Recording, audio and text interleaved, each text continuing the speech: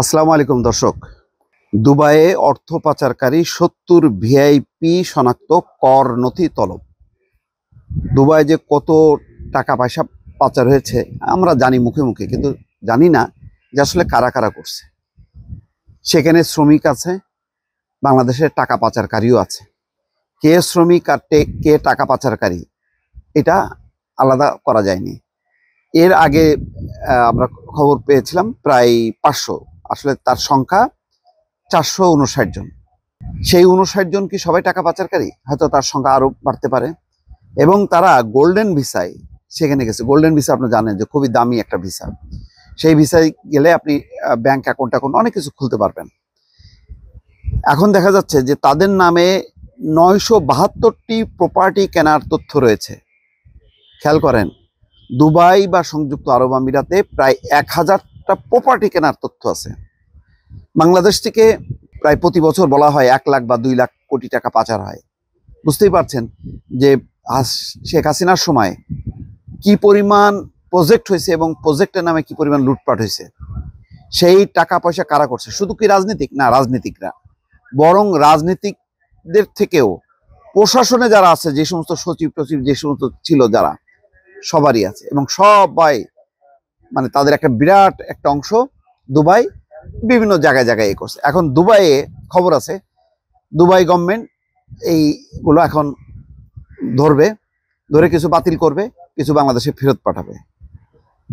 দুর্নীতি দমন কমিশন ৭০ জনকে চিহ্নিত করছে। এই ৭০ জনের কর শনাক্তকরণ নম্বর সহ সংশ্লিষ্ট নথিপত্র বিস্তারিত চাওয়া হয়েছে। তাদের মধ্যে আওয়ামী লীগের দোসর ব্যবসায়ী এবং রাজনৈতিক ব্যক্তিদের আছে। তবে চিঠিতে তাদের পদ এবং বিস্তারিত উল্লেখ করা হয়নি। দুদকের উপপরিচালক এবং অনুসন্ধান টিমের লিডার রামপ্রসাদ মণ্ডলের সই করা চিঠি সূত্রে এসব তথ্য জানা গেছে। চিঠিতে এনবিআর চেয়ারম্যানকে তালিকাভুক্ত ব্যক্তিদের টিআইএন, আয়কর রিটার্ন সহ সব প্রাসঙ্গিক তথ্য সরবরাহ করা হয়েছে। চিঠিতে সুইস ব্যাংক সহ বিভিন্ন বিদেশি ব্যাংকের মাধ্যমে পাচার করা অর্থের মাধ্যমে দুবাইয়ের সম্পত্তিগুলো কেনা হয়েছে বলে তথ্য যুক্ত করা হচ্ছে।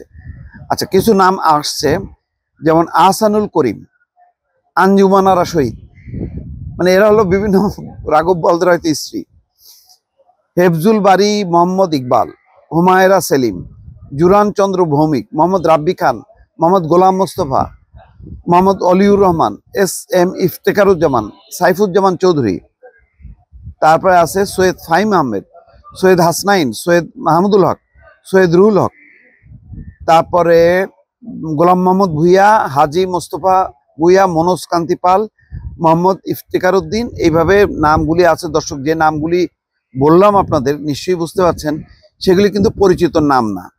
এবং আমাদের এই টাকা পাচারকারীরা যেটা করে, যে তারা এমন সব ভাই ব্রাদার যাদের নামে করে যারা খুব পরিচিত না। এরপর হয়তো এক এক করে তদন্ত করার পর বোঝা যাবে যে আসলে তারা এই টাকা কোথা থেকে পাইলো, কিভাবে মানে তারা এই সম্পত্তিগুলি কিনলো। প্রায় ১,০০০ প্রপার্টি দুবাই। দর্শক, ভালো থাকবেন। আল্লাহ হাফেজ।